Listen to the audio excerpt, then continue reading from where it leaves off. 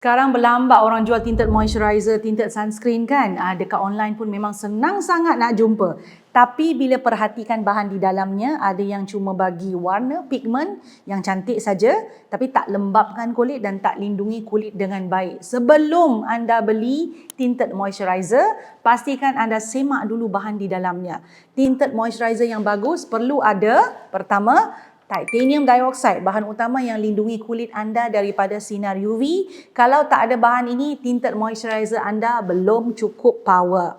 Iron oxide, selain bagi warna yang natural, ia juga bantu halang blue light dari sinar matahari, dari skrin telefon, dari komputer anda yang boleh membuatkan kulit jadi kusam atau rosak.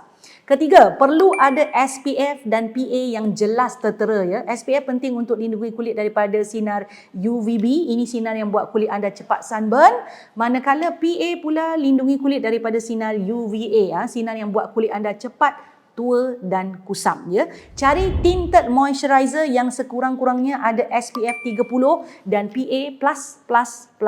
Saya cadangkan guna SPF 50 dan PA++++ untuk perlindungan maksimum.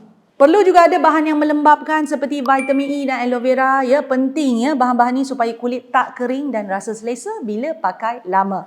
Charms Hydra Fresh Tinted Moisturizer memang ada semua bahan ini. Ia mampu melindungi kulit dengan baik daripada sinar UV, teksturnya ringan, sangat mudah untuk diratakan. Jadi kulit bukan saja nampak cantik tau, nampak smooth tapi juga terjaga kelembapannya.